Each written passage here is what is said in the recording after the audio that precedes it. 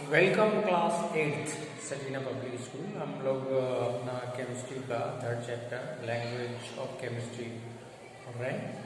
Language of chemistry में हमने कहा था कि केमिकल इक्वेशन, केमिकल रिएक्शन की बात होगी तो इसके लिए दो चीज़ें जानना ज़रूरी था। एक तो चेंजेस, फिजिकल चेंज और केमिकल चेंज, क्योंकि इसमें इन दोनों चीज़ों का बड़ा रोल है। तो केमिकल रिएक्शन जिसको हम कहते हैं, तो वो दो कोई केमिकल्स के बीच में होने वाला एक ऐसा एक्टिविटी है जिसके नतीजे में कुछ चेंज आती है उन दोनों में, और उसके नतीजे में कोई एक ऐसा प्रोडक्ट बन के तैयार होता है जिसकी केमिकल प्रॉपर्टीज उन दोनों कंस्टिट्यूएंट्स जिन्होंने इस केमिकल रिएक्शन में हिस्सा लिया है उनकी केमिकल प्रॉपर्टीज से बिल्कुल अलग होती है, या हम ये कहें कि उनकी केमिकल प्रॉपर्टीज उनसे बिल्कुल नहीं मिलती। जैसे हमने एक एग्जाम्पल बताया था, जैसे कार्बन और ऑक्सीजन का जब मिलन होता है तो कार्बन मोनोऑक्साइड तैयार होती है जिसकी केमिकल प्रॉपर्टी ना तो कार्बन से मिलती है ना ऑक्सीजन से मिलती है। एक दूसरा एग्जाम्पल भी और है, जैसे जब हाइड्रोजन और ऑक्सीजन के बीच में कोई केमिकल रिएक्शन होता है किसी स्टिमुलेंट के जरिए, जैसे इसमें ज़रूरी होता है इलेक्ट्रिक स्पार्क यानी हाई टेम्परेचर का, तो इसके नतीजे में जो प्रोडक्ट बन के तैयार होता है, जो चीज़ बन के तैयार होती है, वो एकदम नई है और उसकी केमिकल प्रॉपर्टी इसको बनाने वाले दोनों केमिकल्स यानी दोनों रिएक्टेंट हाइड्रोजन और ऑक्सीजन से बिल्कुल नहीं मिलती या बिल्कुल डिफरेंट होती। जैसे हाइड्रोजन एक एक्सप्लोसिव जलने वाली गैस है, ऑक्सीजन एक ऐसी गैस है जो जलने में मदद करती है, लेकिन के दोनों से जो केमिकल रिएक्शन होता है उसके नतीजे में जो केमिकल कंपाउंड बन के तैयार होता है वो है water, which is neither explosive nor helping in combustion, बल्कि ये एक्सटिंग्विश करता है फायर को, आग को बुझाने का काम करता है, अलग है प्रॉपर्टी को। तो इस तरह से ये केमिकल रिएक्शन जो हैं ये हम केमिकल चेंज की कैटेगरी में रखते हैं।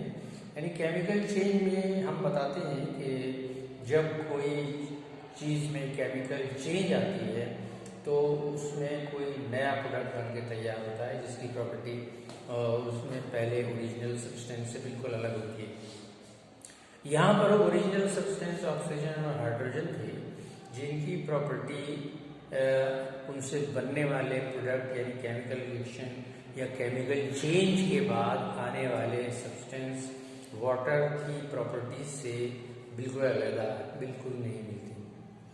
इसके बाद आता है केमिकल इक्वेशन। केमिकल इक्वेशन क्या है? देखिए, केमिकल इक्वेशन में जिस रिएक्शन की हम बात कर रहे थे, जिस केमिकल की चेंज की बात हम कर रहे थे, उन्हीं केमिकल्स को अगर हम सिंबल्स की शक्ल में रखेंगे तो उससे जो इक्वेशन तैयार होगी वही केमिकल इक्वेशन तैयार होती है। सिंबल्स तो आप जानते हैं कि जितने भी एलिमेंट्स हैं उनके सबके सिंबल तय कर दिए गए हैं, और इन सिंबल्स के लिए अगर आप चाहें तो आप कुछ सिंबल्स याद भी कर लीजिए। कम से कम 20 शुरू के एलिमेंट्स के सिंबल्स आपको याद होने चाहिए।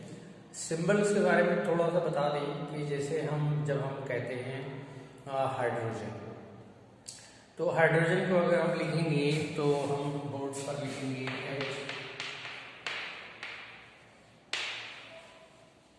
हाइड्रोजन।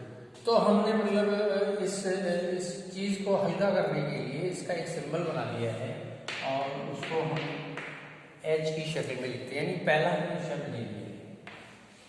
इसी तरह हम लिखते हैं ऑक्सीजन, तो इसका हमने पहला अल्फाबेट ले लिया है ऑक्सीजन। तो इस तरह से सिंबल्स हमने केमिकल्स के सिंबल्स या एलिमेंट के सिंबल्स हमने पहले से तय कर रखे हैं, सारी दुनिया इनको मानती है। अगर पहला शब्द जैसे हमने आज एक ऑक्सीजन के लिए बना दिया, या हमने मान लीजिए हमने कार्बन के लिए बना दिया,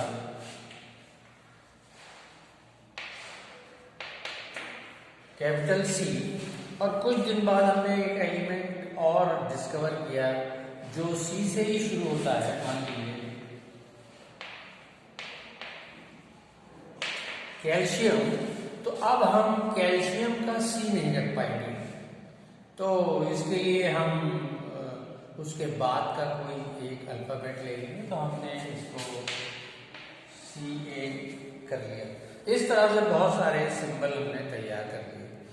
तो सिंबॉलिकल रिप्रेजेंटेशन इन केमिकल्स का, यानी कौन कौन से एलिमेंट्स या कौन कौन से सब्सटेंसेस केमिकल रिएक्शन में हिस्सा ले रहे हैं, वो लेफ्ट हैंड साइड पर होंगे, और कौन कौन से इसमें बन के तैयार हो गए हैं वो राइट साइड पर होंगे, और इनके बीच में होगा एक एरो जो ये शो करता है कि इसने इन चीजों में इस चीज को बना के तैयार किया है।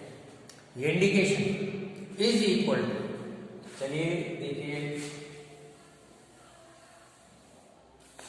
सिंपलेस्ट जो हमने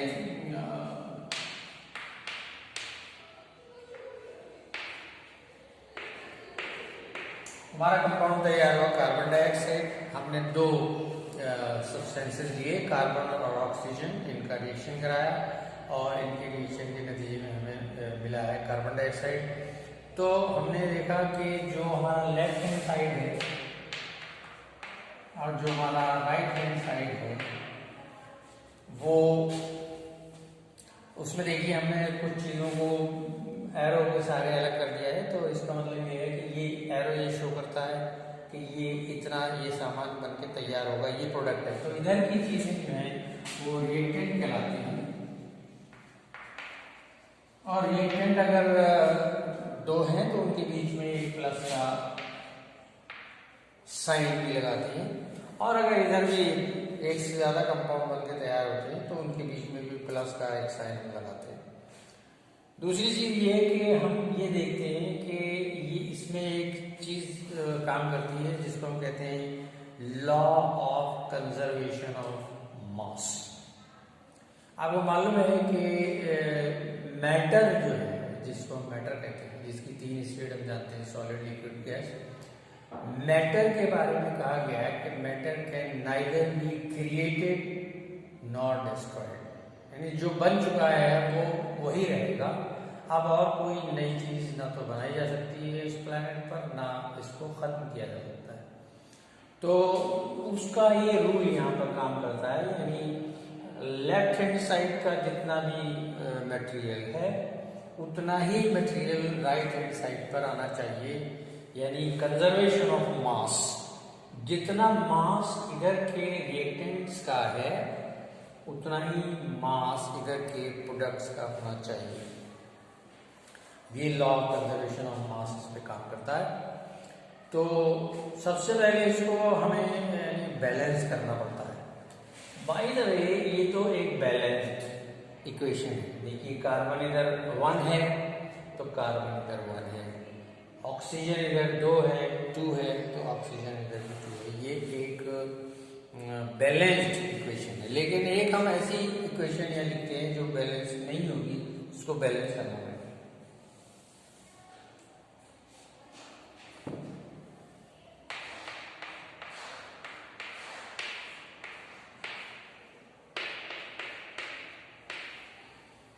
देखिए हमने पहले बताया था पिछले लेक्चर में कि केमिकल रिएक्शन एक्चुअली या केमिकल चेंज, इसमें जो एटम्स हैं वो अपने आप को रीअरेंज करते हैं। ये एटम्स अपने आप को रीअरेंज कर लेंगे प्रोडक्ट की स्थिति में। तो अब देखिए hydrogen plus oxygen is equal to H2O water. अब देखिए इधर हाइड्रोजन अब बैलेंस करती है इसको, देखिए बराबर करती है। हाइड्रोजन के 2 हैं, हाइड्रोजन इधर भी 2 है, लेकिन ऑक्सीजन इधर 2 है, इधर 1 ही है, तो इधर भी 2 करना पड़ेगी। तो ऐसा करने के लिए हम इस फार्मूले में इसके सबस्क्रिप्ट में कुछ नहीं जोड़ सकते, लेकिन इसके पहले हम यहाँ लगा सकते हैं, यहाँ भी लगा सकते हैं, यहाँ भी। तो ऑक्सीजन 2 करने के लिए हम यहाँ नहीं लगाएंगे। यहाँ लगाने का मतलब होगा दूसरा एक कंपाउंड हो जाएगा, हाइड्रोजन पेरोक्साइड हो जाएगा।